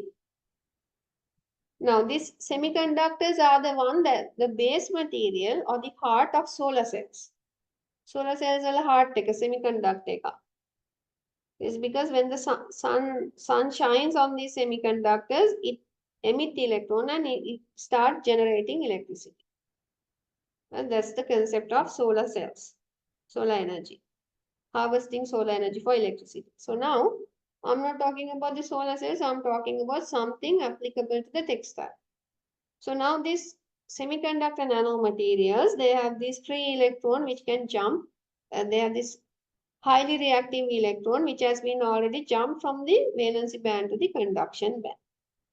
So before it comes back to the valency band, this electron, if it reacts with the water molecule and oxygen in this air, it can produce highly reactive free radicals. Free radicals can react with organic molecules and break them down into carbon dioxide and water. So, if we incorporate these semiconductor nanoparticles into your textile, imagine you have a stain on your garment. Stain consists of what? Tea stain, coffee stain, tomato ketchup. It consists of organic molecules. What do we normally do? We wash it. We use surfactant and we wash it. But if you have semiconductor nanoparticles on your textile, when you have these stains and if you put it under the sunlight or under ultraviolet radiation using a light bulb, with time, that electron which get emit, once it's been irradiated with the ultraviolet radiation, it will come and react with these organic molecules of your stain, and it will convert those molecules into carbon dioxide and oxygen. Right? Okay, I will explain. Right? So, they will start reacting with the molecule and it will degrade the organic molecule. So, it will act as a self-cleaning fabric. You don't have to wash it. You just put it under the sunlight and the stains will be gone. So, now in here, since these are nanoparticles, if you have more surface area of the nanoparticle, that means it can emit more electron. So therefore, its self-cleaning property will be more efficient. With lesser number of particles, that means if you take a unit area, you will have more number of atoms which can fit into that area. More number of atoms means what? More number of free electron generation. So therefore, more number of free electrons means single electron. If you take the efficiency of organic molecule degradation, see if there are more number of free electrons, it can efficiently and effectively degrade the organic molecule. So like in here, if I take this surface edge I have given the edge in red color. මේ edge එක තමයි මම red color එකෙන් දීලා. එතකොට big particle එකක් ගත්තාම ඕගොල්ලෝ බලන්න මේ big particle එකේ මේ හතර කොන දාර හතර විතරයි රතු පාටින් තියෙන්නේ. මම මේක තව චූටි කොටස් වලට කැඩුවොත් ඔයාලට පේනවා ඇති මේ edge එකේ තියෙන රතු හතරට අමතරව තව පොඩි රතු areas ඇතුලේ තියෙනවා. මේක තව දුරටත් කැලි කැලි වලට කැඩුවොත් ඔයගොල්ලන්ට පෙනෙයි රතු ඒරියා එක එන්න වැඩි. නැද්ද? දැන් තේරෙනවද? මේක තමයි අපි කතා කරන ඔය increasing the active area of the material කියන එකේ බොහොම සරල pictorial representation එකක්. Dulari, is that clear now? yes madam. Are you sure? ඒ කියන්නේ madam ඔය big particle කියන එක අපි එන්න surface එක increase කරන විදිහ නේද උතන තියෙන්නේ? නෑ. මේ තියෙන තනි එක particle එකක් පුතා. හරිද? ආ. අපි හිතන දැන් මේ තනි එක particle එකක් ගත්තොත් මේකේ edge එක තියෙන්නේ මෙච්චරයිනේ. මේ හතර පැත්ත විතරයි. හිතන්න මම මේ total surface area එක fill කරනවා මීට වඩා පොඩි particles වලින්. big particle එක කැඩුවයි කියලා හිතන්නකෝ ඒත් එහෙමත් නැත්නම් මේ තියෙන මේ surface area එක මේ same surface area එක මං වහනවා තනි ලොකු particle එකකින්. හරිද? එතකොට මට රතු පාට තියෙන මේ හතර පැත්ත විතරයි. ඊට පස්සේ හිතන්න මං ඒ සම්පූර්ණ area එකම වහනවා ඊට වඩා 20 ගුණයක් අඩුවෙන් තියෙන particles වලින්. 20 ගුණයක් 1 2 3 4 5 1 2 3 4 5 25 ගුණයක්. එතකොට ඔයාලට පේනවාද මේ පොඩි particles ගත්තොත් මෙයා මේ තැන්වලත් එයාගේ රතු පාට තියෙනවා. හරිද? ඊට මම ඒවා තවත් චූටි particles වලින් මේ same area එක මම හිතනවා ඔයාලට මෙතන පටලැවෙන්නේ නැති මේකේ ගත්ත surface area එක total surface area එක වෙනස්. Imagine මේක same area එක කියලා. හරිද? එතකොට මේ තියෙන මම total surface area එක වහන්න තනි particle එකක් පාවිච්චි කරනකොට ඊට වඩා පොඩි පොඩි particles පාවිච්චි කරනකොට එයාගේ edge එකේ තියෙන රතු පාට පේන හැටි. දුලාරු තේරුණා? හරි madam තේරුණා. Sure ද? sure madam. තරුෂ තේරුණාද? yes madam. Sure madam.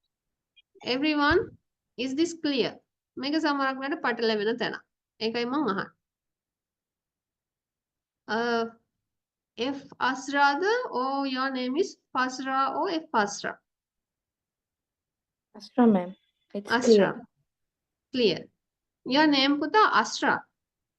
Yes, ma'am. Astra, okay. Right. So that is how you explain the area increment. ඔගොල්ලෝගෙන් අහුවොතින් reasons තුන ලියලා reasons තුන pictorially present කරන්න කියලා මේ විදිහේ example එකක් පාවිච්චි කරලා දැන් ඕක කළු පෑනකුයි රතු පෑනකුයි දෙකක් ඕනනම් exam එකට අරගෙන යන්න. Right? So this is about nanotechnology, right? And then we need to talk about nanotechnology applications in nature. Nature එකේ මොනවාද තියෙන applications? Right? Lotus leaf is one of the biggest example of nanotechnology. Why?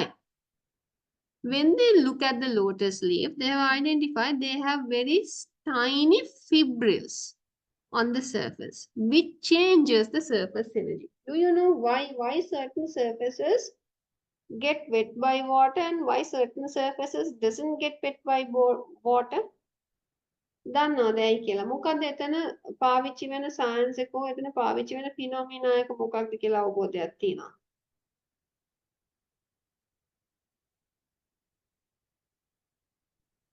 It's something to do with the surface energy. If your surface is having more surface energy than the surface tension of that liquid, when the liquid comes and interact with that surface, the liquid gets spread. If your surface has comparatively lower surface energy compared to the surface energy of the liquid that you all are talking about, so therefore that surface does not spread the molecules of that liquid. Have you seen rain? How does the rain falls? In droplet form. Drop එකක්. Drop එකක් කියන්නේ මොකද? ඒ වතුර molecules ඔක්කොම තනියෙන් එකට ඇලිලා ඉන්නේ. So that is the lowest energy form that they can maintain. ඒගොල්ලන්ගේ එනර්ජි එක අඩුවම වෙන විදිහට ඉන්න පුළුවන් හොඳම විදිහ තමයි ඩ්‍රොප්ලට් එක. ඒක ඉන්න තමයි වතුර ගොඩක් වෙලාට බිඳිති ආකාරයෙන් තියෙන්නේ. Now when these droplets comes and hit a surface, take your hand.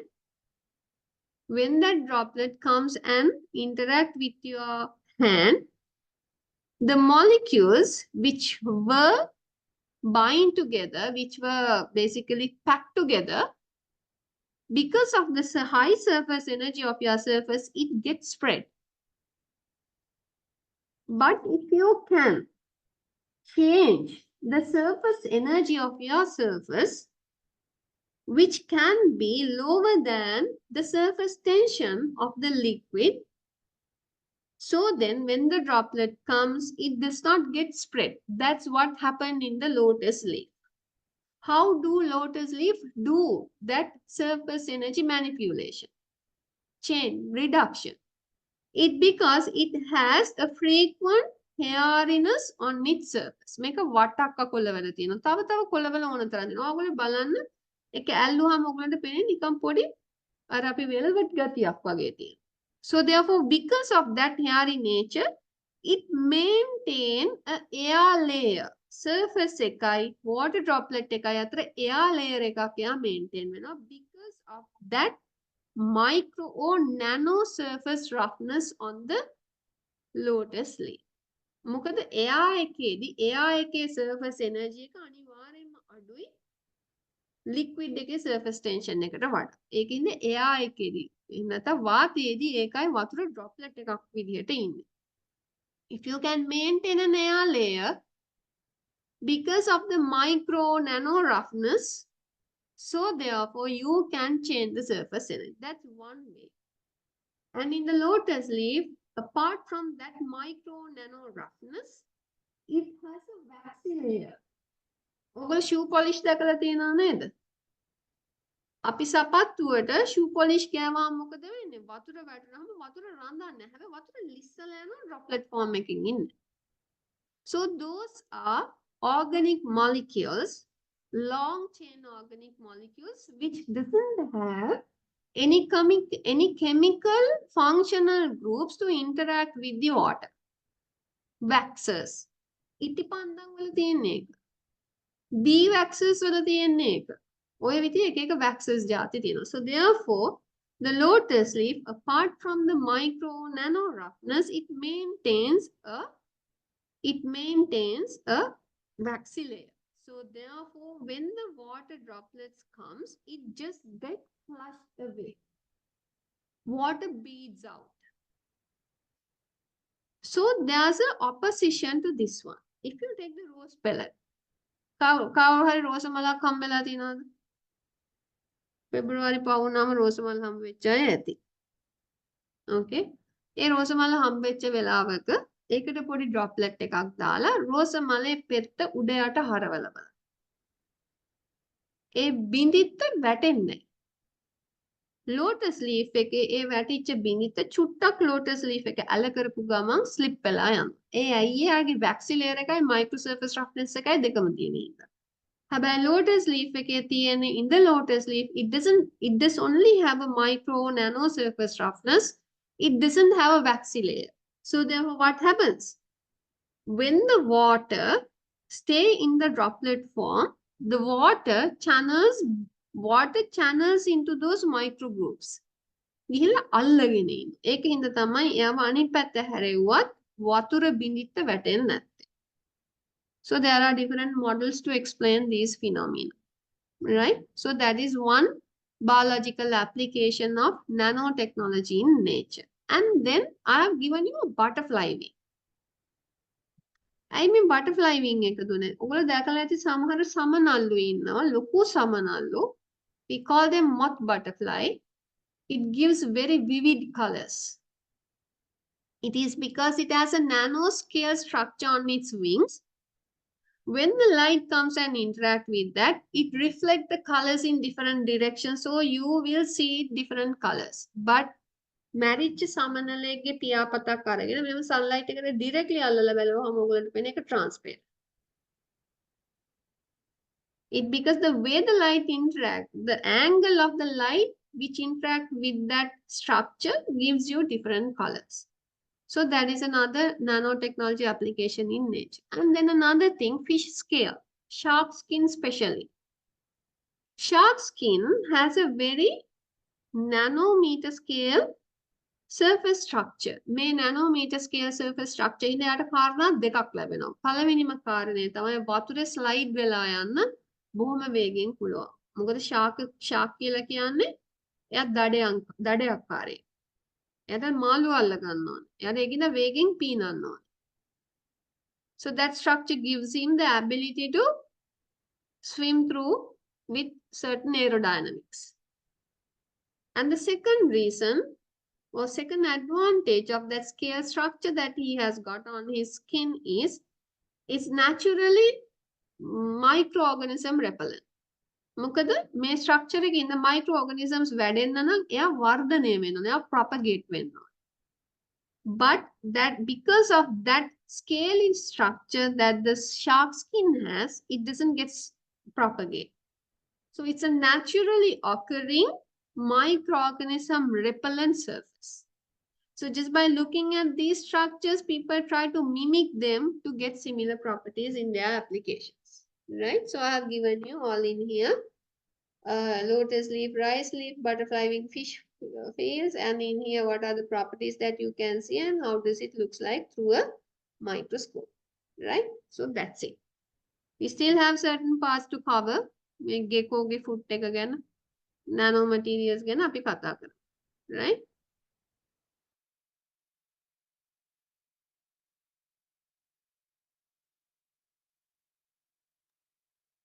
Okay, so before I wind up for today, what are the things which are not clear to you? ඔයගොල්ලන්ට අහන්න තියෙන ප්‍රශ්න මොනවද?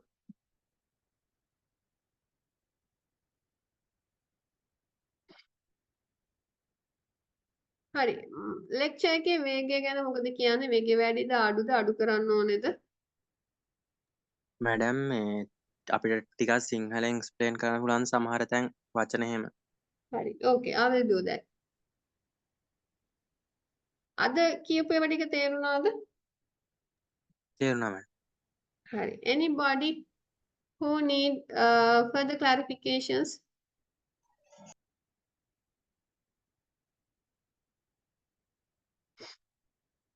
Okay. ඔයගොල්ලන්ට ප්‍රශ්න නැත්තම් Nisal උදයංග, do you want to say something? excuse me madam. madam මේ සමාවෙන්න ඕන madam මේ madam මගෙන් ප්‍රශ්න ඇහුවේ ඒ වෙලාවේ madam මේ ෆෝන් එකේ mic එකෙන් ඇහෙන්නේ නැතුව ගිහිල්ලා තිබ්බේ. දැන් මේ hand free use කරලා madam මේ speak ඉතින් කරනවා. ඒකේ මම ලෙක්චර් එකේ කියන වෙලාව අහන් ඉඳලා නැහැ. ඔව් madam මේ දැන් තමයි මේ හරි ගියේ ටිකට කලින්. ඉස්සෙල්ලාම device එක චුට්ටක් check කරන්න, because this is an online lecture now. So you need to effectively participate for the lecture. If you can't hear the lecture, that means you will not grab the things which I am telling you. අන්තිම මොහොත වෙනකන් ඉන්න එපා lecture notes. හරි උදයංග. I got your information. But what I suggest everyone is please keep your devices ready. Even for me, sometimes there are certain problems when I'm getting into this online thing. ඒක මටත් තියෙනවා සමහරක් වෙලාවට මම lectures කරන්න ගියාම internet connect වෙන්නේ නැහැ. සමහරක් වෙලාවට මට කැන්සල් කරන්න වෙනවා. වහින වෙලාවල් තියෙනවා. But to your level best, make sure that your devices are ready. Because now the online lectures වල තියෙන විශේෂත්වය තමයි අපි කට්ටිය බලන් ඉන්න ඕනේ නැහැ මේ lecture වෙලාවේ කම්මැලිනේ. අය ඉඳන්කට කියන්නේ කම්මැලිලා පස්සේ ඔය මොකක් හරි lecture එක දාපුවාම ඕක බලලා ගොඩ දාගත්ත හැකි. කොහොම කියලා හිතුවාම හරි අමාරුයි ෆයිනල් එක්සෑම් එකේදී. මොකද ඔක්කොම ටික අල්ල ගන්න ඕනේ අන්තිම දවස් ටිකේ. This is a very nice subject, right? So therefore participate for the lecture. It will make your life easy. හරි. ඒට අමතරව ප්‍රශ්න තියෙනවද? Subject matters questions?